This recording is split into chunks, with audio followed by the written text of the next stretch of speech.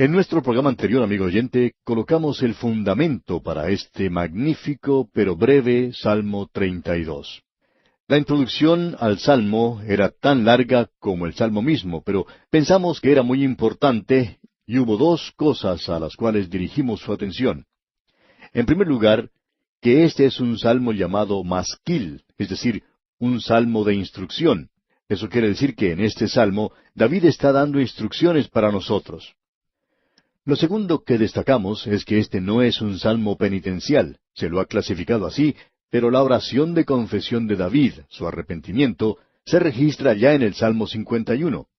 En ese salmo él dice, Señor, si tú me perdonas y si tú me restauras, entonces enseñaré a los transgresores tus caminos. Y eso es lo que David está haciendo aquí en el Salmo 32. Él está enseñando. Así que no es un salmo penitencial, como dicen algunos, sino más bien un salmo de instrucción. Por tanto, comienza con un tono muy alegre. Lo tenemos aquí en el versículo 1. Escuche usted. Bienaventurado aquel cuya transgresión ha sido perdonada y cubierto su pecado. Usted puede ver entonces que es instrucción lo que tenemos aquí.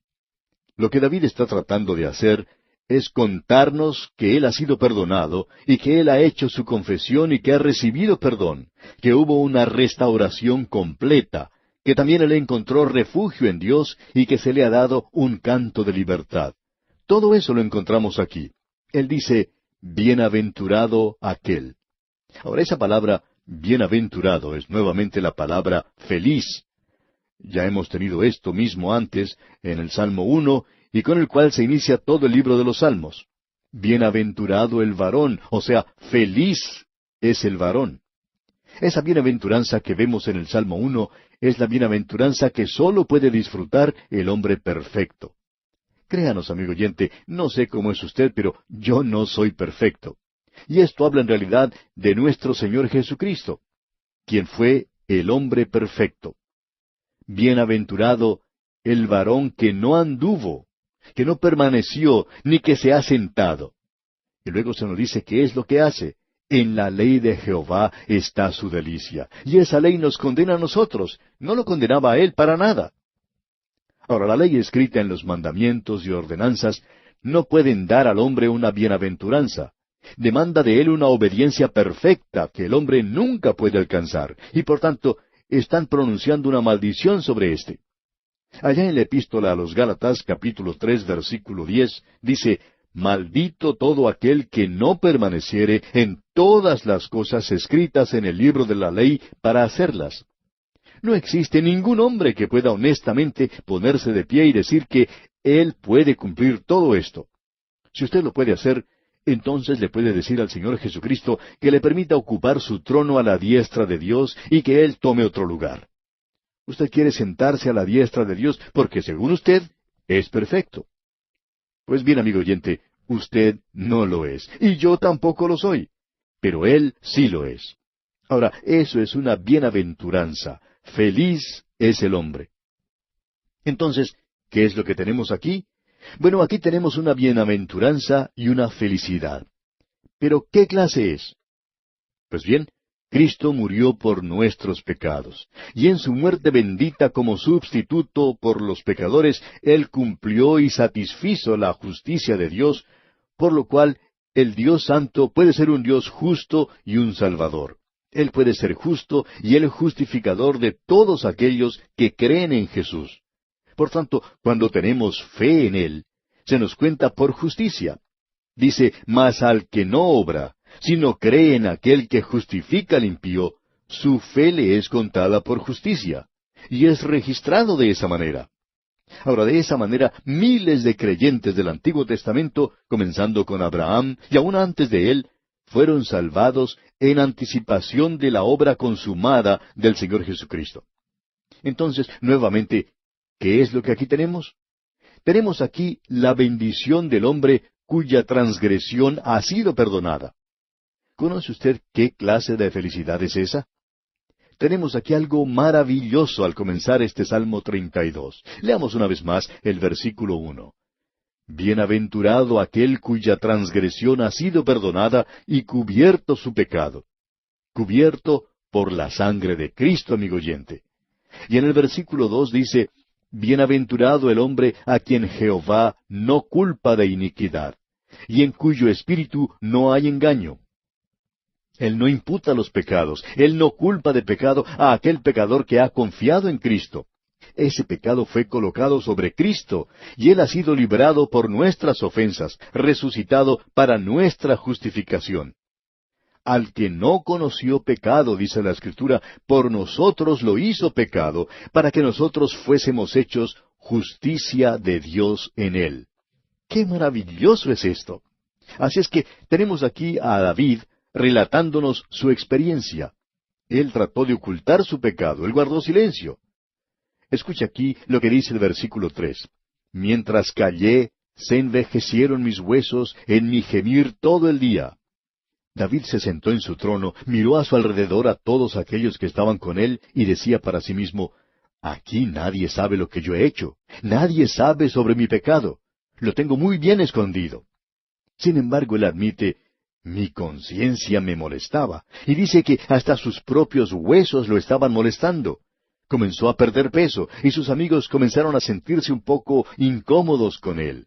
Ellos pensaban que quizá David necesitaba ir a ver al médico, o que él estaba posiblemente sufriendo de alguna gran enfermedad. ¿Y qué fue lo que él hizo entonces? Siguió haciendo lo mismo día tras día. En la primera parte del versículo 4 dice, porque de día y de noche se agravó sobre mí tu mano. Si usted es un hijo de Dios, amigo oyente, usted puede pecar, pero no puede evitar las consecuencias. Esa es la diferencia que existe con los demás. Una persona del mundo puede evitar las consecuencias, aunque solo temporalmente, por supuesto, pero el Hijo de Dios no puede evitar las consecuencias, ni siquiera temporalmente. El apóstol Pablo dice, si nosotros nos juzgamos a nosotros mismos, entonces no seremos juzgados. Pero si no nos juzgamos a nosotros mismos, entonces vamos a ser juzgados. Él será un testigo. Él toma a su propio hijo y lo disciplina. Cuando llegó Natán a la presencia de David, le dijo, tengo una historia que contarte. Y David dice, bien, a mí me gusta mucho poder escuchar historias, y ya que no hay mucho que hacer en el día de hoy, ¿por qué no me cuentas tu historia? Así es que el profeta Natán le contó la historia. David entonces se enardeció mucho sobre lo que le estaba contando el profeta Natán, porque pensaba que era una historia cierta, y él pensaba, ¿dónde puede haber un hombre en mi reino capaz de hacer una cosa así? Y este rey se plantó delante de su trono y muy dispuesto a condenar a muerte a quien había hecho tal cosa, el tomar la corderita de ese hombre pobre y darle muerte y dejar a ese hombre en la pobreza. David se enojó en gran manera y le preguntó al profeta quién era ese hombre. Y Natán entonces le contestó, tú eres aquel hombre, tú eres quien hizo eso. Y David entonces confesó su pecado, y nosotros podemos escucharlo. Lo dijo aquí en el versículo 5, escuche, mi pecado te declaré, y no encubrí mi iniquidad. Dije, confesaré mis transgresiones a Jehová, y tú perdonaste la maldad de mi pecado. Esta es una enseñanza muy buena para usted y para mí, amigo oyente. Si usted no está en comunión con Dios hoy, y quiere conocer el camino de regreso, aquí tiene las instrucciones. Si confesamos nuestros pecados, Él es fiel y justo para perdonar nuestros pecados y limpiarnos de toda maldad. Aquí nos podemos dar cuenta de lo importante que es el tener un refugio. Todos nosotros necesitamos un lugar donde podamos ir. David habla aquí de que Dios es su refugio y el lugar donde Él puede ocultarse. Permítame leer aquí el versículo 6. Por esto orará a ti todo santo en el tiempo en que pueda ser hallado. Ciertamente en la inundación de muchas aguas no llegarán éstas a él. Creemos que David está refiriéndose a Noé aquí. Noé se encontraba en el arca cuando llegó el diluvio, pero esa gran inundación que destruyó a todos los demás simplemente elevó a Noé porque él se encontraba dentro del arca. Las aguas del juicio no podían alcanzar a Noé. Llegará otra ocasión de gran juicio y se está acercando a esta tierra, y en esa oportunidad no será por agua. Entonces el juicio será por fuego. Se nos dice que será una época de tinieblas y dificultades, y lo que aquí tenemos en este salmo es una revelación magnífica. Ahora, ¿qué es lo que podemos hacer en una ocasión así? En la primera parte del versículo 7 de este Salmo 32 leemos, tú eres mi refugio. Amigo oyente, ¿está usted necesitando un refugio hoy? Pues bien, Dios es su refugio. El versículo 7 dice en su totalidad, tú eres mi refugio, me guardarás de la angustia, con cánticos de liberación me rodearás. Sela. Pare, mire y escuche. Eso es lo que quiere decir esta palabra, Sela. Piense en esto.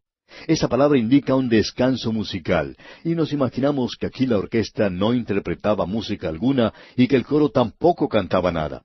Era un momento de silencio. Uno podía pensar en las cosas que se había dicho. Piense, amigo oyente. ¿Ha perdido usted la comunión que tenía con Él? ¿Necesita usted un refugio?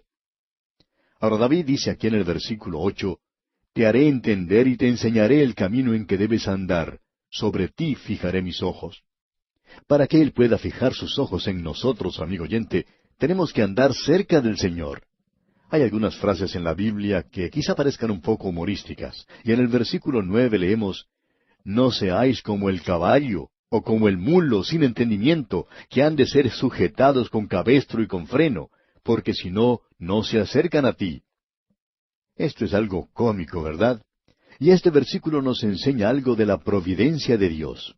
Hay muchos creyentes en la actualidad que están en una órbita fuera de la voluntad de Dios. Se encuentran muy por allá en el espacio, pero Dios los va a guiar. Usted no estará flotando en el espacio, amigo oyente. Dios, por su providencia, lo dirige, lo guía a usted. Por tanto, es lo mismo como si se le pusiera cabestro y freno a un mulo. Estos animales son tercos, y uno es quien los tiene que guiar.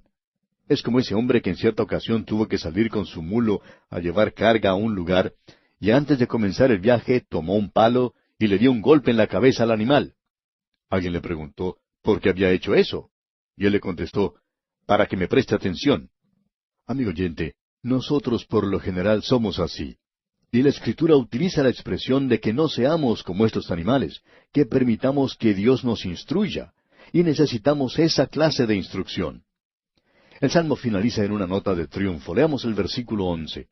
Alegraos en Jehová y gozaos justos, y cantad con júbilo todos vosotros los rectos de corazón. Y así es en realidad, quien quiera que usted sea, donde quiera que usted esté y como quiera que esté, en este mismo instante usted puede elevar su corazón a Dios en júbilo y alegría. Ahora, cuando llegamos al Salmo 33, llegamos a un verdadero cántico. Y este es un cántico o es un salmo donde nosotros podemos ver la experiencia interna del justo. Creemos que este salmo revela la alabanza y la gratitud al Señor, las alabanzas de un pueblo redimido y las alabanzas a su obra en la creación. Tenemos aquí por primera vez la mención de los instrumentos musicales que se utilizaban.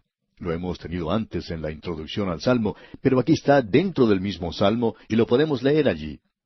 Esto es lo que podemos llamar un salmo huérfano, es decir, que no sabemos quién fue el autor. Este es un salmo, en esta breve porción de salmos, que no fue escrito por David. Leamos el primer versículo. Alegraos, oh justos, en Jehová. En los íntegros es hermosa la alabanza. Aquí tenemos un salmo de alabanza. Alegraos en la presencia de Dios. Cuando dijimos que David no había escrito este salmo, deberíamos haber dicho que no sabíamos quién lo ha escrito. Puede ser que David lo haya escrito, pero aquí no se nos dice. Notemos ahora lo que dice el versículo 2. Aclamad a Jehová con arpa, cantadle con salterio y decacordio. Ese instrumento de 10 cuerdas, el decacordio, es un instrumento maravilloso. No son instrumentos similares a las guitarras que se usan en la actualidad. Son instrumentos que producen música muy bella, el arpa, el salterio y el decacordio.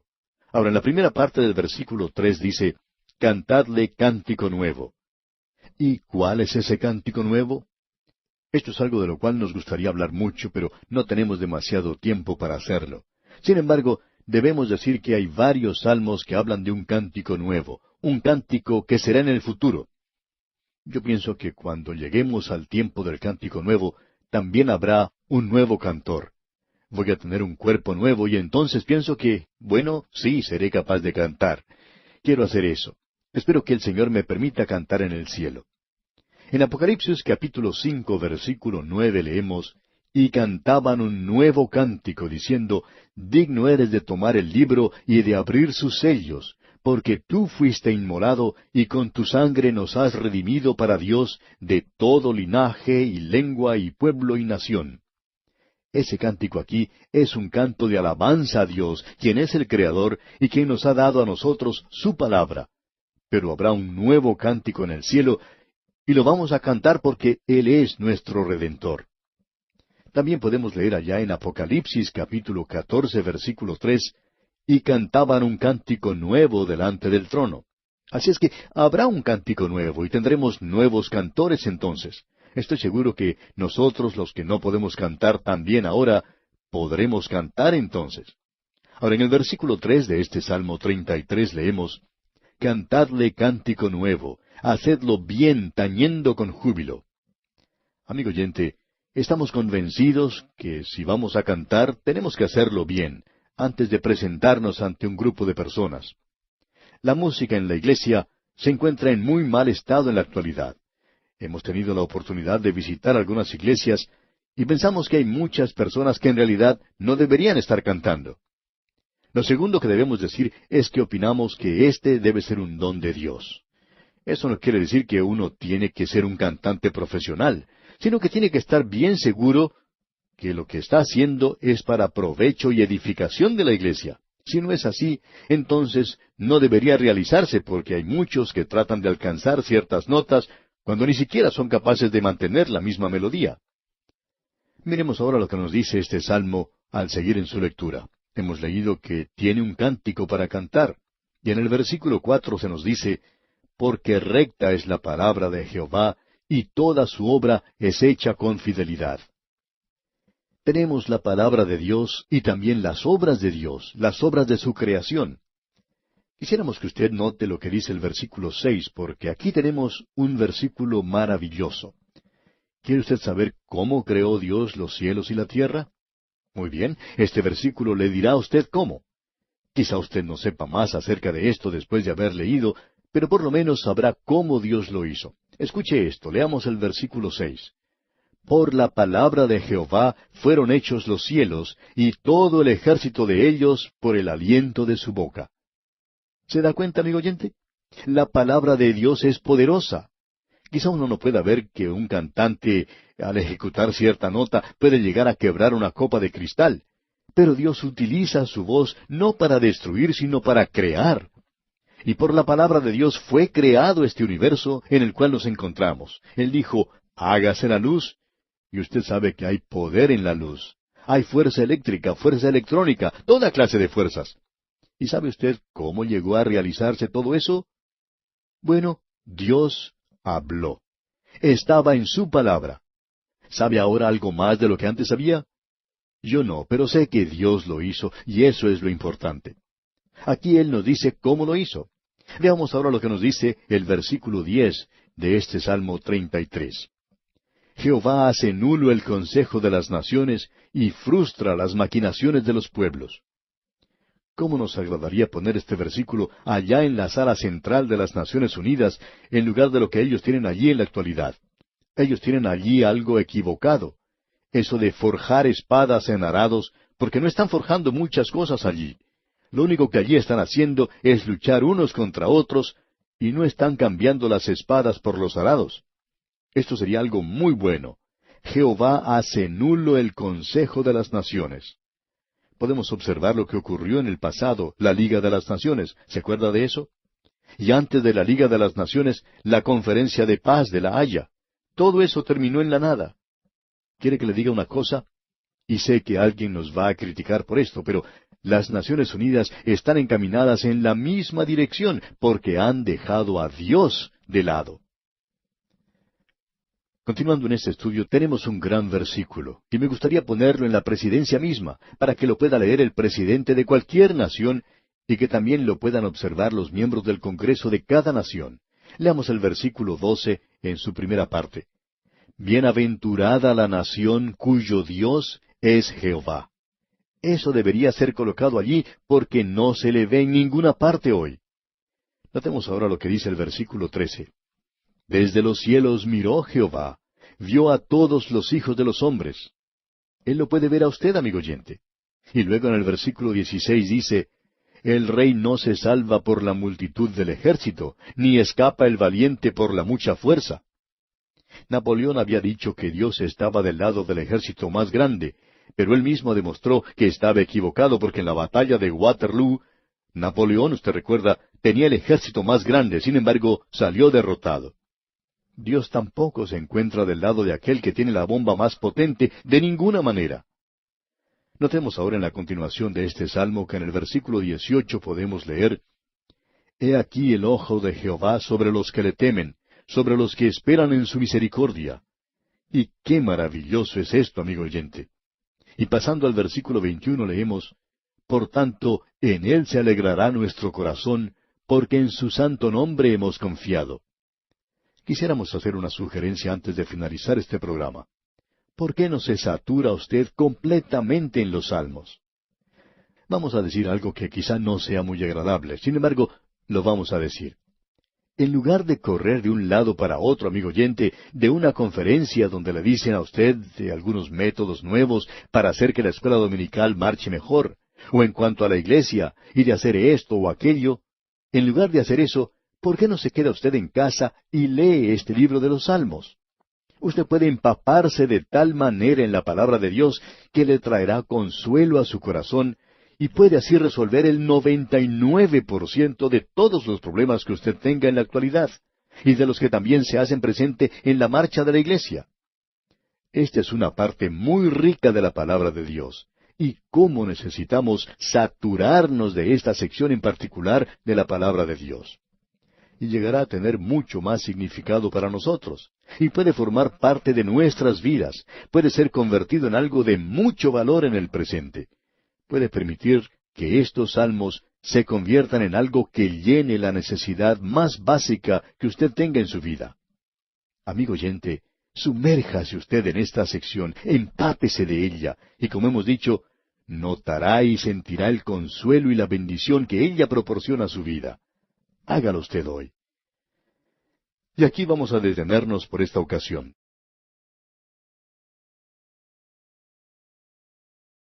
En el estudio de hoy, amigo oyente, vamos a considerar el Salmo 34. Vamos a avanzar un poco más rápido de lo que lo hemos estado haciendo, porque si no lo hacemos así, entonces vamos a pasar demasiado tiempo en este libro de los Salmos. Ahora no podemos encontrar un lugar mejor que este para demorarnos, pero el asunto es que tenemos que recordar que estamos yendo a través de toda la Biblia y vamos a terminar este estudio, Dios mediante, en 5 años. Ahora este es un salmo del cual tenemos una explicación como parte del texto inspirado al mismo comienzo. Allí dice, Salmo de David, cuando mudó su semblante delante de Abimelech, y él lo echó y se fue. Y creemos que este es un buen lugar para ilustrar algo que los críticos han utilizado para desacreditar la palabra de Dios, y por lo cual han provocado que muchas personas de poca instrucción bíblica se hayan apartado del creer en la integridad y la infabilidad de las Escrituras. Lo que aquí se menciona nos hace recordar de algo que ocurrió realmente en la vida de David. Si nosotros lo pudiéramos hacer, regresaríamos al capítulo 21 del primer libro de Samuel y leeríamos los versículos 10 al 15. Allí se relata que Saúl estaba persiguiendo a David, y este joven David se encontraba huyendo para poder salvar su vida, y él se estaba ocultando en una cueva en la montaña, tratando de huir de este rey.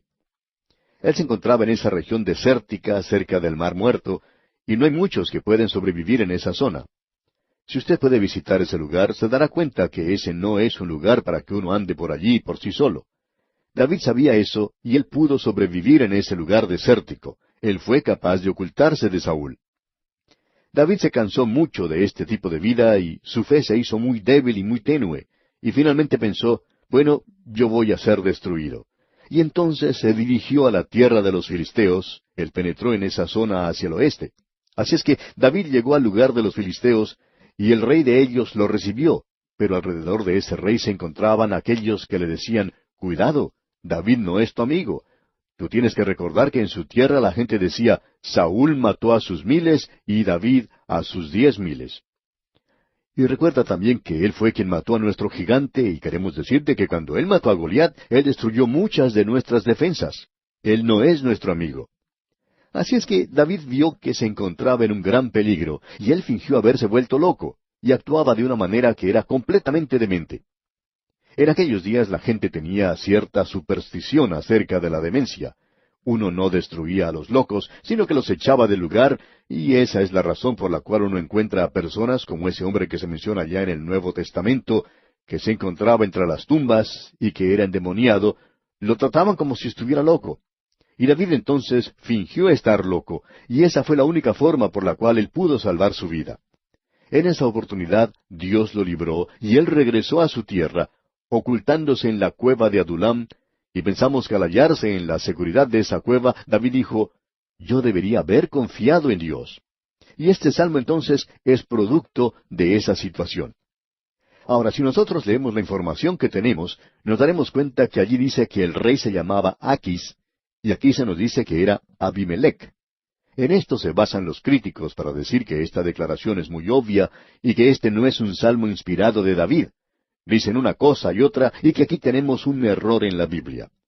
Tenemos que darnos cuenta que Abimelech era un título real y no era el nombre propio del rey. Su nombre propio era Aquis. Encontramos la misma situación en Egipto, donde cada rey de Egipto se llamaba Faraón, pero ese no era el nombre propio del rey.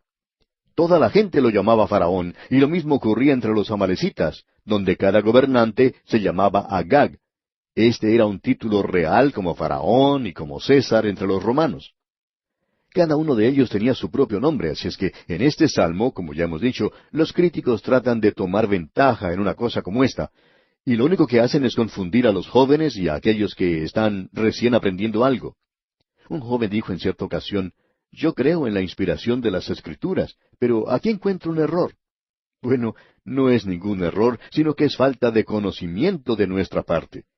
Cuando usted cree que encuentra un error en la Biblia, amigo oyente, recuerde, el problema no está en la Biblia, sino que el problema está en usted. Ese es el problema con las cosas que ocurren en el día de hoy entre los críticos de la Biblia.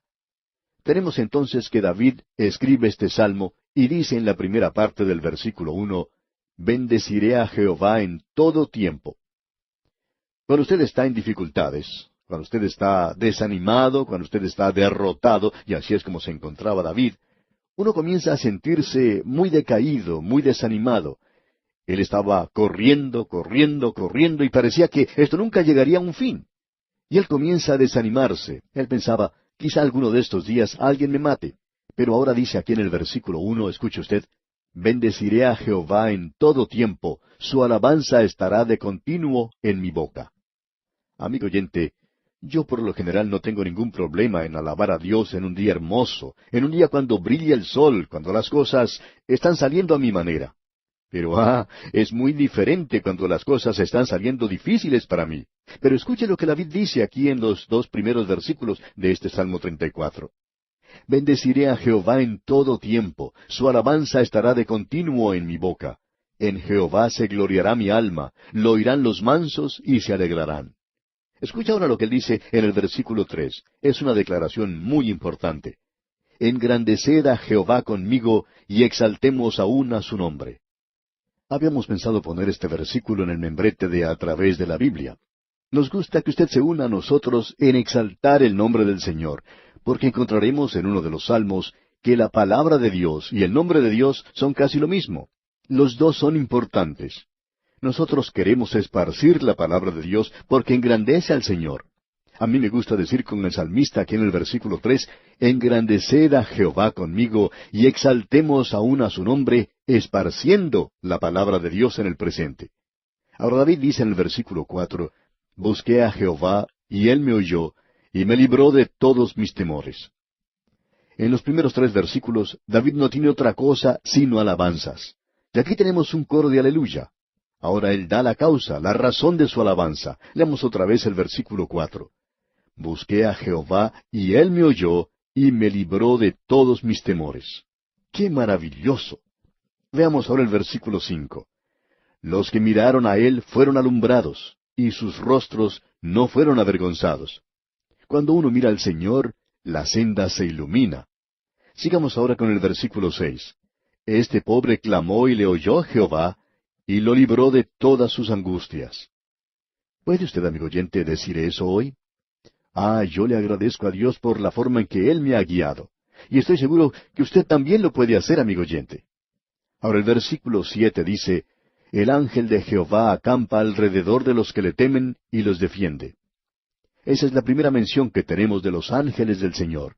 Y hablando francamente, habrá solamente una vez en la que el ángel del Señor será mencionado, sin entrar en mucho detalle el día de hoy, porque ya hablamos de esto en el libro de Josué. El ángel del Señor es Cristo mismo antes de su encarnación. Usted no ve al ángel del Señor cuando llega al Nuevo Testamento porque Él ya ha sido hecho hombre y ya no es un ángel, Él es un hombre. Y cuando Él apareció en el Antiguo Testamento, creemos que Él era el Señor Jesucristo. Pues bien, Él dice aquí en el versículo 7, el ángel de Jehová acampa alrededor de los que le temen y los defiende. Y el Señor Jesucristo dijo, nunca te abandonaré ni te dejaré. He aquí estoy con vosotros siempre hasta el fin de los siglos. Escuchemos ahora su invitación. David dice, si usted no cree que esto es verdad, entonces el versículo 8 dice, gustad y ved que es bueno Jehová, dichoso el hombre que confía en él. Feliz el hombre. No hay nada igual al confiar en el Señor, y esta es una invitación. Ahora David había estado en esa cueva, y él era un hombre a quien le gustaba hacer cosas al aire libre. Era un hombre que estaba acostumbrado a lo áspero, y él había visto esto. En la primera parte del versículo 10 leemos, los leoncillos necesitan y tienen hambre. Él había visto a esos leoncillos con hambre, deseando tener algo para comer, y sin embargo, Dios tuvo cuidado de ellos. Luego dice en el versículo 10, en su segunda parte, pero los que buscan a Jehová no tendrán falta de ningún bien. Permítanos decirle, amigo oyente, que si un león puede cuidar a sus propios leoncillos, Dios puede cuidar de usted y de mí también. ¿No es eso maravilloso? Eso es lo que David aprendió por experiencia. Yo estoy tan cansado del cristianismo de hoy que es solo bueno para el servicio del domingo por la mañana, el cantar la doxología, y con eso se termina para muchas personas en la actualidad. El autor de estos estudios bíblicos, el Dr. J. Vernon McGee, refiere que le agradó en gran manera leer lo que cierto hombre de la ciudad de San Francisco, en California, describió en cierta ocasión. Fue una de las cosas más lindas, decía él, que alguien le pudiera haber dicho. Este señor escribió, usted no parece estar hablando detrás de una ventana de vidrio de color. Bien, decía el Dr. McGee, gracias a Dios por eso. Debo decir que no hay nada malo en hablar desde un lugar así, pero espero que no haya parecido que procediera de un lugar así. A mí me gustaba hacerlo como si procediera de un lugar común, del mercado, del colegio, del taller, de la oficina. Ahora este hombre David dice, he hallado que esto es cierto, lo he experimentado yo mismo. Ahora, gustad y ved que es bueno Jehová. Y pasando ahora al versículo 13 de este Salmo 34, leemos, guarda tu lengua del mal y tus labios de hablar engaño. ¿Cómo necesito aprender eso yo, amigo oyente? Quizás usted también lo necesite. Bueno, ahora es mejor que sigamos adelante. Leamos el versículo 15 ahora. Los ojos de Jehová están sobre los justos, y atentos sus oídos al clamor de ellos. Dios dice que Él escucha y contesta las oraciones. No nos venga a decir que Él no lo hace, porque sí que lo está haciendo, amigo oyente. Y Él sabe también cómo decir no. Ahora en el versículo 16 leemos, la ira de Jehová contra los que hacen mal, para cortar de la tierra la memoria de ellos. No tenemos tiempo para entrar en detalle en este día. Hay demasiado sentimentalismo hoy en alabar a un pecador bajo y vil, que ha abandonado a su esposa e hijo, y quien luego, después de vivir en el pecado, de haber cometido toda clase de crímenes, robos, asesinatos y todo lo demás, regresa a su hogar. Allí encuentra que su pequeño hijo está muy enfermo, y este hombre se hinca de rodillas al lado de la cama y hace una oración. Y cuando él hace eso, uno puede escuchar los lloriqueos de la audiencia, porque la gente llora cuando ve algo así. Pero, amigo oyente, eso nos hace dar vueltas al estómago. ¿Y sabe por qué? Dios dice, yo no escucho la oración de un hombre así. Usted no tiene ningún derecho, mi amigo, de ir ante Dios y pedirle ninguna otra cosa, sino una sola. Tiene que decirle, Señor, sálvame. Y usted no tiene ni siquiera que pedirle perdón. No es necesario que usted le pida eso. Él tiene perdón en abundancia para usted. Todo lo que usted tiene que hacer es confiar en Cristo y Él automáticamente le perdonará. Lo que Él en realidad está diciendo es lo siguiente. Cree en el Señor Jesucristo y serás salvo. Esto es maravilloso, podemos decir de paso. Permítanos ahora destacar una o dos declaraciones más en este salmo. En el versículo 18 podemos leer, cercano está Jehová a los quebrantados de corazón, y salva a los contritos de espíritu. O sea, aquel que está dispuesto a tomar un lugar de humildad y se acerca como pecador a Él y confía en Él. No como ese pecador vil que se arrodilló y oraba por su hijito enfermo. Si él acepta a Cristo y reconoce su pecado, y si recibe a Jesucristo, entonces Dios lo escuchará. Ahora usted no está libre de dificultades, no interesa quién sea usted. Escuche lo que dice aquí el versículo 19. Muchas son las aflicciones del justo, pero de todas ellas le librará Jehová. Este salmo es tan maravilloso y es citado bien y es citado mal, como usted puede apreciar. Bien, llegamos ahora al Salmo 35. Tenemos aquí un salmo que escribió David y él lo hizo durante los días de su persecución por parte del rey Saúl. Este acompaña al salmo anterior y también se puede colocar junto a esa porción del primer libro de Samuel capítulo 24. Aquí tenemos una apelación poderosa a un Dios justo para que ejecute juicio sobre los enemigos de Dios y de los que persiguen a su pueblo justo. Hay aquellos que gustan decir, bien, esta no es la clase de oración que debería estar en los labios de un creyente. Y el Señor Jesucristo nunca habló de esa manera. Él en cierta ocasión mencionó una parábola acerca de una viuda que fue ante el juez y le dijo, hazme justicia de mi adversario.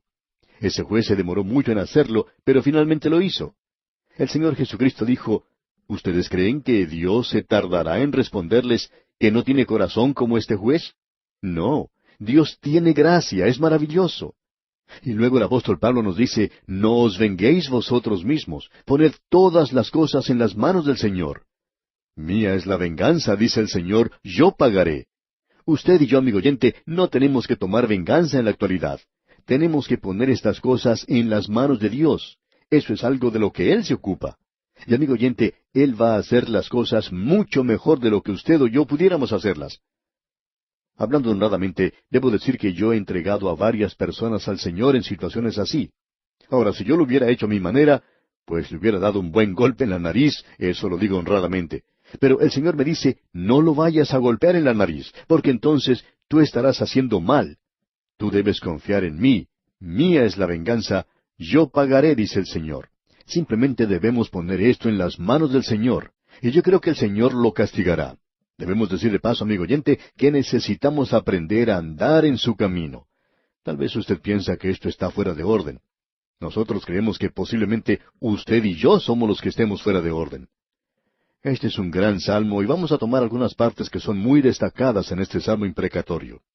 David estaba en dificultades, él estaba huyendo de Saúl. En el capítulo 24 del primer libro de Samuel, Saúl le dijo a David, cuando éste perdonó su vida, yo sé que tú llegarás a ser rey, yo sé que Dios te ha dado el reino y tú eres más justo de lo que soy yo. Entonces, ¿por qué no lo trajo Saúl de regreso? Él no lo hizo regresar. ¿Quiere escuchar lo que David dijo en su oración? Leamos los versículos 4 y 5 de este Salmo 35. Sean avergonzados y confundidos los que buscan mi vida, sean vueltos atrás y avergonzados los que mi mal intentan, sean como el tamo delante del viento, y el ángel de Jehová los acose. David los quería entregar al Señor también, como bien puede apreciar. Aquí tenemos la segunda mención del ángel del Señor, y estas son las únicas dos menciones del ángel. Lo vimos en el Salmo 34, y ahora lo tenemos aquí en el Salmo 35. Veamos ahora los versículos 6 al 8. Sea su camino tenebroso y resbaladizo, y el ángel de Jehová los persiga. Porque sin causa escondieron para mí su red en un hoyo, sin causa cavaron hoyo para mi alma. Véngale el quebrantamiento sin que lo sepa, y la red que él escondió lo prenda, con quebrantamiento caiga en ella. Esto parece demasiado extremo. Es una oración imprecatoria, y creemos que no es consistente con lo que tiene que hacer un creyente en la actualidad. Nosotros no tenemos que hacer esto, cuando Él nos ha dicho que tenemos que poner las cosas en sus manos. Pero si usted y yo lo hacemos, de alguna manera u otra Dios no va a tomar venganza, y Él hará las cosas sin ser vengativo, como puede ver. Él lo hará en justicia, en rectitud y en santidad. Usted puede entregar las cosas en las manos de Dios, y Él va a hacer que las cosas salgan de una manera correcta, podemos decir de paso. Este es un gran salmo, y un gran solaz para el alma del hombre. Escuchemos ahora lo que dice David después de hacer esa oración. Leamos los versículos 9 y 10 de este Salmo 35. Entonces mi alma se alegrará en Jehová, se regocijará en su salvación. Todos mis huesos dirán, Jehová, ¿quién como tú, que libras al afligido del más fuerte que él, y al pobre y menesteroso del que le despoja? David era un hombre muy pobre en esa ocasión. Usted recordará que aquellos que tenían deudas, aquellos que estaban en dificultades, aquellos que estaban descontentos, se acercaban a David en aquel día. Él era como un tipo de Robin Hood, aun cuando la persona que escribió ese libro, Robin Hood, tomó la idea de la vida de David, digamos de paso.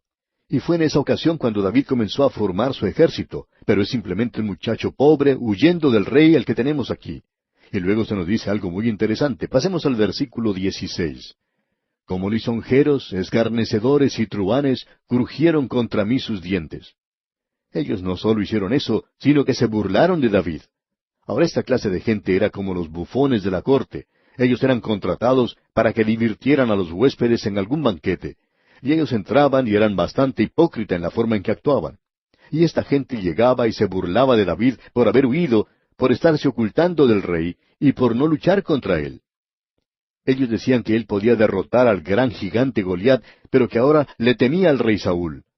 Como lisonjeros, escarnecedores y truhanes. Y amigo oyente, ellos todavía están por aquí en la actualidad, y uno los puede encontrar aún en las iglesias. Hemos estado en la iglesia por mucho tiempo, y no estamos en contra de ella, pero nos encontramos hoy en una posición desde donde podemos decir algunas cosas acerca de aquellos que están en la iglesia hoy. Y eso daña el testimonio de la iglesia en la actualidad. La iglesia, amigo oyente, es la esposa de Cristo. Dios aún tiene un propósito en la iglesia, y alguien necesita hacer hoy un poco de limpieza dentro de la iglesia. Nosotros no debemos juzgar al mundo, pero debemos juzgar las cosas que están dentro de la iglesia, y hay mucho de esto dentro de la iglesia hoy. Ellos ponen en ridículo a los hombres de Dios, mienten acerca de ellos, y están haciendo esto de una manera tan piadosa, y son burladores hipócritas en realidad.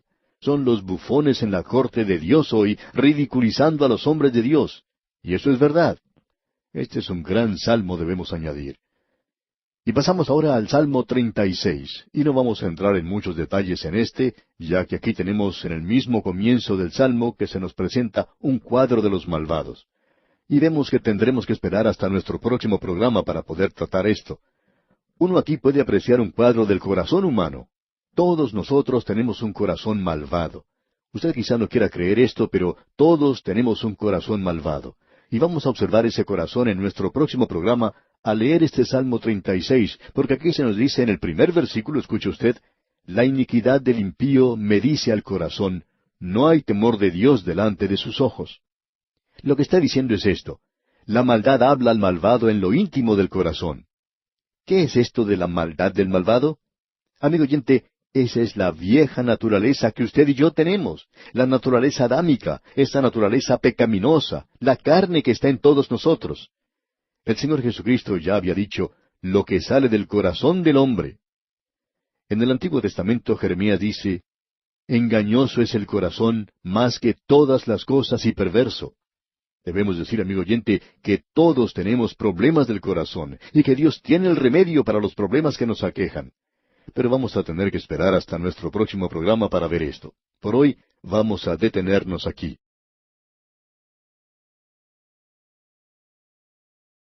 Al llegar hoy al Salmo 36, amigo oyente, nos damos cuenta que tenemos que acelerar el paso, si no, pues vamos a pasar demasiado tiempo en este libro de los Salmos.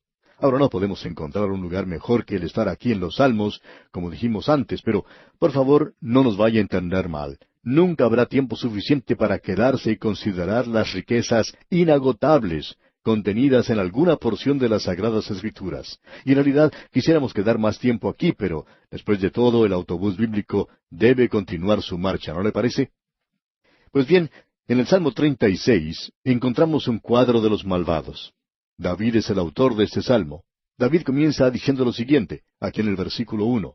La iniquidad del impío me dice al corazón, no hay temor de Dios delante de sus ojos. La traducción Septuaginta, que es la versión griega, cambia esto un poco. Ahora no estamos muy seguros, pero creemos que probablemente se acerca mucho más al original que nuestra propia traducción. En la Septuaginta dice, el malvado tenía un oráculo de transgresión en su corazón. ¿Y cuál es ese oráculo de transgresión en el corazón? Bueno, dijimos en nuestro programa anterior, al terminar, que es la vieja naturaleza que usted y yo tenemos, la naturaleza adámica.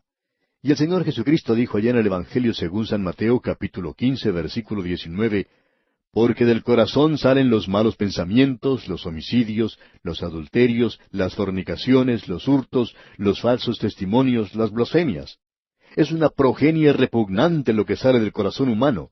Y eso, digamos de paso, es citado por el apóstol Pablo allá en la epístola a los Romanos capítulo 3 versículo 18, donde dice, no hay temor de Dios delante de sus ojos. Aquí tenemos una revelación del malvado, porque usted puede apreciar que del corazón salen estas cosas, y vemos eso en la traducción. El malvado tenía un oráculo de transgresión en su corazón. Esa vieja naturaleza pecaminosa que tenemos, y esa es una respuesta a aquellos que dicen que dejemos que nuestra conciencia sea la que nos guíe. Pues bien, amigo oyente, su conciencia no es su guía. El Espíritu Santo es su guía. Su conciencia puede ser un termómetro o un barómetro que le puede indicar algo después que haya hecho alguna cosa, si lo tendría que haber hecho o no. Pero el Espíritu de Dios es su guía, y su conciencia es aquello que le hace sentir a uno cierto resquemor o remordimiento. Así es que tenemos esa vieja naturaleza dentro de nosotros, y allí no hay temor de Dios delante de sus ojos. Ellos pueden hacer declaraciones muy grandes en la actualidad. Y en el versículo que sigue podemos ver lo siguiente, leamos la primera parte del versículo 2. Se lisonjea, por tanto, en sus propios ojos. El escritor Matthew Henry, en su comentario, hace la siguiente declaración que resulta bastante interesante en conexión con lo que hemos dicho. Los pecadores se destruyen a sí mismos. Ellos se destruyen a sí mismos al ser personas que se lisonjean a sí mismos. Satanás no los podría engañar si ellos no se estuvieran engañando a sí mismos. Pero, ¿quedará el engañador para siempre? Hasta aquí el comentario de Matthew Henry. Y pensamos que una de las cosas con las cuales los perdidos tendrán que vivir a través de toda la eternidad es con su vieja naturaleza, y tendrán que aprender a aborrecerla. Eso es lo que hará de ellos su propio infierno dentro de sí mismos, podemos añadir. Siguiendo adelante ahora, podemos leer en la primera parte del versículo 3, las palabras de su boca son iniquidad y fraude. En cierta ocasión había un señor en un campo deportivo, un hombre que parecía muy distinguido, jubilado ya, y con una posición social muy buena, pero lo único que salía de su boca eran palabras de iniquidad. Con cada aliento él tomaba el nombre de Dios en vano. Ahora leamos lo que dicen aquí los versículos 3 y 4 de este Salmo 36. Las palabras de su boca son iniquidad y fraude. Ha dejado de ser cuerdo y de hacer el bien. Medita maldad sobre su cama, está en camino no bueno. El mal no aborrece. Lo que en realidad él está haciendo es planeando en su cama lo malo que va a hacer al día siguiente. ¡Qué cuadro el que tenemos aquí! Es en realidad un cuadro tremendo, espantoso. Ahora en los versículos 5 al 7 tenemos un cuadro de Dios, de lo que Dios es. Escuche usted. Jehová, hasta los cielos llega tu misericordia, y tu fidelidad alcanza hasta las nubes. Tu justicia es como los montes de Dios, tus juicios abismo grande. Oh Jehová, al hombre y al animal conservas. Cuán preciosa, oh Dios, es tu misericordia. Por eso los hijos de los hombres se amparan bajo la sombra de tus alas. Estas son palabras maravillosas, palabras bendecidas, y este es el Dios que el hombre está rechazando. Este es el Dios del cual el hombre no tiene ningún temor. Los malvados no conocen a este Dios y no saben lo que es el estar protegidos bajo la sombra de sus alas. Y ese es el lugar donde se pueden refugiar los justos. Me gusta hablar de las alas de Jehová. Lo hicimos allá en el libro de Éxodo, en el capítulo 19, ¿recuerda usted? Cuando Dios le dijo a Israel, vosotros visteis lo que hice a los egipcios y cómo os tomé sobre alas de águilas y os he traído a mí. Nosotros podemos encontrar bajo sus alas seguridad y reposo, y también el calor de su amor. Usted recordará lo que el Señor Jesús dijo a Jerusalén. ¿Cuántas veces quise juntar a tus hijos como la gallina a sus polluelos debajo de sus alas, y no quisiste? Y este es el Dios que muchos están rechazando en la actualidad. El salmista concluye este Salmo 36 con las siguientes palabras. Veamos los versículos 11 y 12. No venga pie de soberbia contra mí, y mano de impíos no me mueva. Allí cayeron los hacedores de iniquidad, fueron derribados y no podrán levantarse. ¡Qué cuadro el que tenemos aquí! David se está dirigiendo a Dios. Esta es una oración, y aquí en esta sección, él ora que Dios continúe derramando su misericordia y su gracia hacia él, para que él no caiga bajo el malvado. Creemos que esto es algo sobre lo cual cada creyente debería orar. Usted y yo nos encontramos en un mundo malvado, muy malo. Mi oración siempre ha sido, Dios, no permitas que caiga en las manos de los malvados. Y así llegamos ahora al Salmo 37. Y podemos notar que es un salmo de David también. Este era uno de esos salmos conocidos como acrósticos, es decir, un salmo en el cual se utiliza el alfabeto en hebreo. Cada versículo o sección puede comenzar con una letra del alfabeto hebreo. Usted puede notar que este salmo tiene unos 40 versículos y puede utilizar cada letra del alfabeto hebreo, comenzando con Aleph, Bet, Gimel, Dalet, etc., hasta el final. Y nosotros tenemos lo mismo en la actualidad. Esa es la manera en que enseñamos a los niños. Recuerdo que cuando era pequeño tenía un libro en el cual podía aprender las letras del alfabeto. Tenía, por ejemplo, la letra A para un auto, la B para bote, la C para caballo y un dibujo para ilustrar cada una de estas cosas. Esa es la manera como comenzábamos a aprender el abecedario.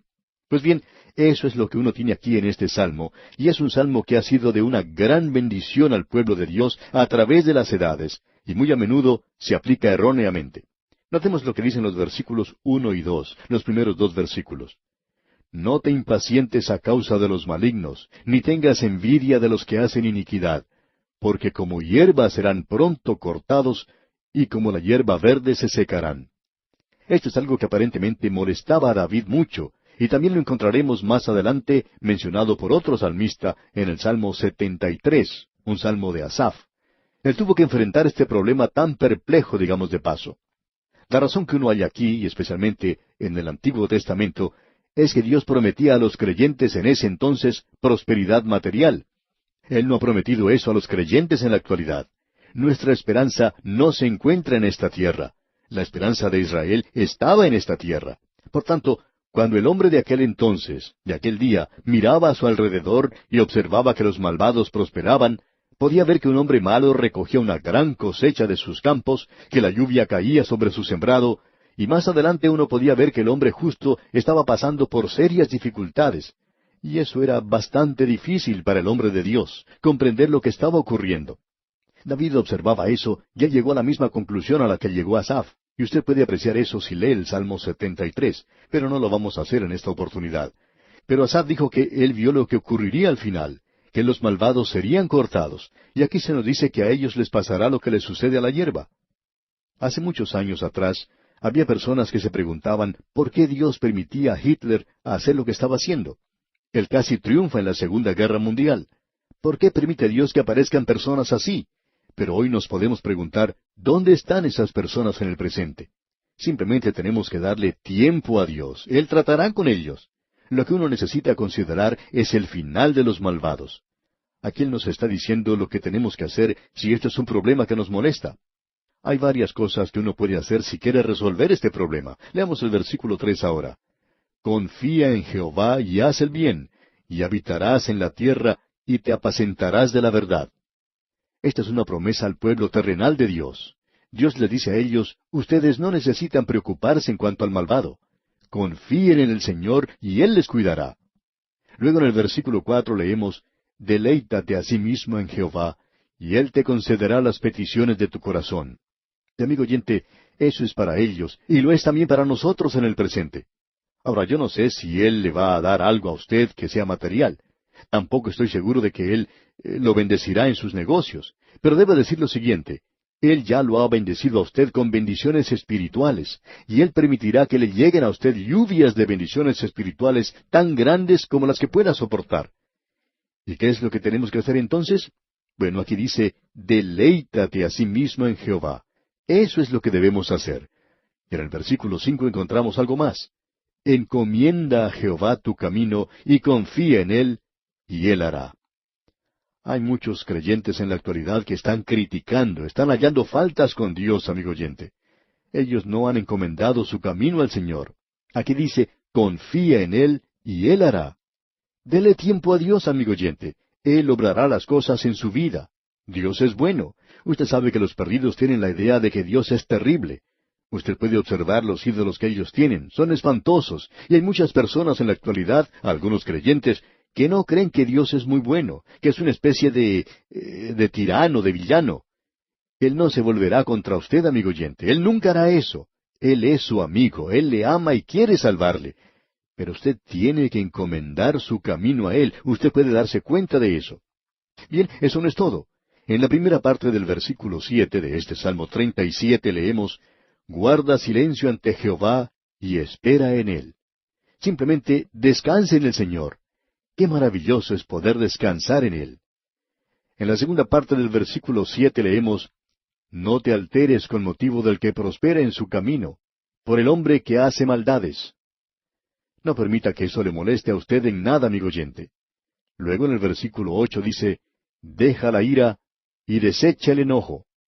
No se ponga demasiado tenso. Deja la ira y desecha el enojo. En otras palabras, no pierda la paciencia, no se turbe, no esté demasiado ansioso. Y en la segunda parte de este versículo 8 continúa, «No te excites en manera alguna a hacer lo malo». No piense que usted puede salirse con la suya, amigo oyente. Si usted es su hijo, es decir, un hijo de Dios, usted se crea verdaderos problemas y trata de escapar de lo que merece. Pasamos ahora al versículo 9. «Porque los malignos serán destruidos, pero los que esperan en Jehová, ellos heredarán la tierra». Dios verá que eso suceda, amigo oyente.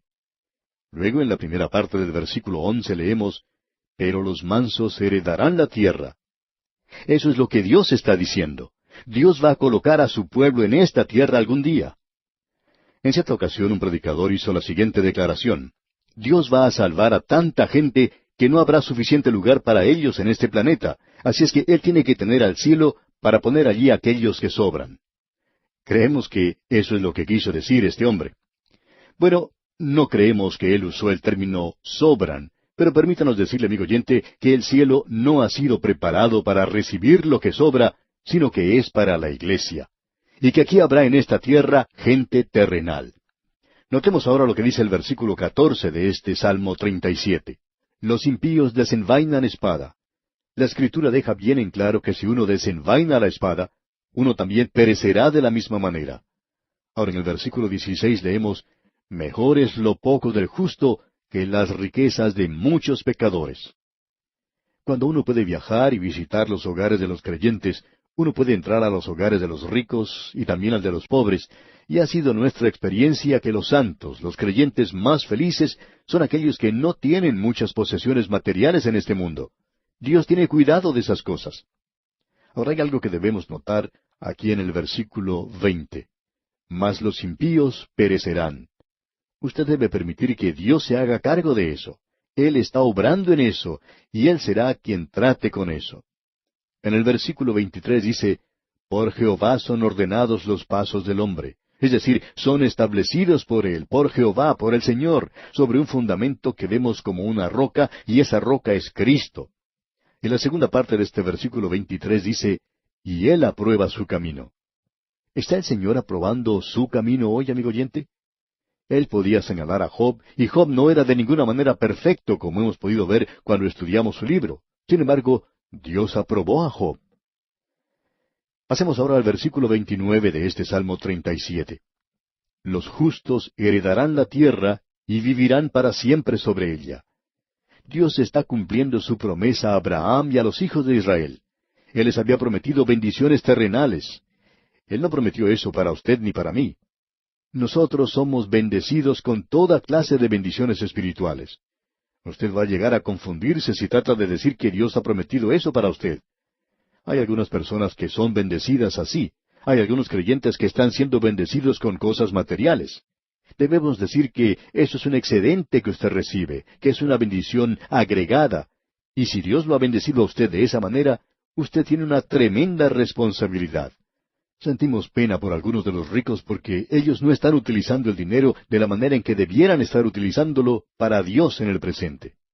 Ahora en el versículo 37 de este Salmo 37 leemos, «Considera al íntegro y mira al justo, porque hay un final dichoso para el hombre de paz». Y Dios, amigo oyente, verá que eso se cumpla.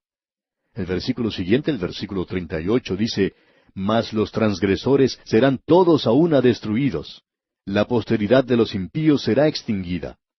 Tome usted nota de eso, amigo oyente. Eso es tan cierto como la ley de la gravedad. Dios va a hacerse cargo de ese departamento. Y llegamos así al Salmo 38. Este es un salmo llamado penitencial. Así es como se llama este Salmo 38. Encontramos a David en una angustia profunda. Su cuerpo se está consumiendo. No tenemos ninguna información de la enfermedad que él tenía. Antes habíamos visto que él le había dado gracias a Dios por su sanidad. Y aquí en el primer versículo de este Salmo 38 tenemos que él dice, Jehová, no me reprendas en tu furor, ni me castigues en tu ira. Y luego en el versículo 4 dice, porque mis iniquidades se han agravado sobre mi cabeza, como carga pesada se han agravado sobre mí. Ni usted, amigo oyente, ni yo tampoco podemos llevar nuestras cargas, ni tampoco la carga del pecado. Él dice en los versículos 5 al 7, hieden y supuran mis llagas a causa de mi locura. Estoy encorvado, estoy humillado en gran manera, ando enlutado todo el día. Porque mis lomos están llenos de ardor, y nada hay sano en mi carne. En cierta ocasión, un médico al leer este salmo, expresó que hay muchas personas que creen que David tenía una enfermedad venérea. Pero él dijo que personalmente no lo creía. Dijo que eso lo había enseñado en la facultad de medicina. Y entonces le preguntó a su pastor, ¿qué era lo que él pensaba en cuanto a esto? Pues bien, le respondió el pastor, no creemos que David se hallaba sufriendo de esa enfermedad. Y pensamos que el Señor Jesucristo tampoco tenía todas las enfermedades. Y amigo oyente, estamos de acuerdo con esa respuesta porque hay personas hoy en día que piensan que el Señor Jesús llevó todos nuestros pecados también y que Él tenía nuestras enfermedades. Pero debemos decir que eso no es cierto. En su nacimiento era santo lo que se había concebido. Y Dios dijo en su temprana vida en este mundo, este es mi Hijo amado, en el cual tengo contentamiento. Y más adelante en la cruz, cuando Él llegó al final de su vida, Él dijo, ¿quién de ustedes me acusa de pecado? Y se nos dice que Él era santo, inocente, inmaculado, separado de los pecadores. Y Él era santo cuando llegó a la cruz. En aquellas primeras 3 horas, el hombre hizo lo peor que podía hacer. Pero Dios, en las últimas 3 horas en la cruz, hizo lo mejor, porque Cristo tomó sobre sí el pecado de todo el mundo. Así es que nosotros tenemos que tener mucho cuidado aquí. Fue el pecado del mundo lo que Él llevó, y cuando dice que Él llevó nuestras enfermedades, está hablando de la enfermedad del pecado. ¿Quiere saber la respuesta a eso, amigo oyente? Escuche lo que dice Simón Pedro allá en su primera epístola, capítulo 2, versículo 24. Creemos que él sabía de lo que estaba hablando cuando dijo, quien llevó él mismo nuestros pecados en su cuerpo sobre el madero, para que nosotros, estando muertos a los pecados, vivamos a la justicia, y por cuya herida fuisteis sanados. Ahora, ¿sanados de qué? ¿De enfermedad? No, amigo oyente, de pecado. Él llevó nuestros pecados y no era necesario que tuviera un cuerpo enfermo, porque la enfermedad es el resultado del pecado. Y amigo oyente, no había pecado en Él. Él era el sacrificio perfecto que fue a la cruz. Es algo verdaderamente terrible decir que el Señor Jesucristo tenía toda clase de enfermedades cuando fue a la cruz. Es una declaración terrible el decir una cosa así. Bien, amigo oyente, se nos ha agotado el tiempo por hoy y vamos a detenernos aquí y vamos a estudiar en nuestro próximo programa, Dios mediante, el salmo que sigue en este libro porque es necesario que sigamos avanzando hacia adelante.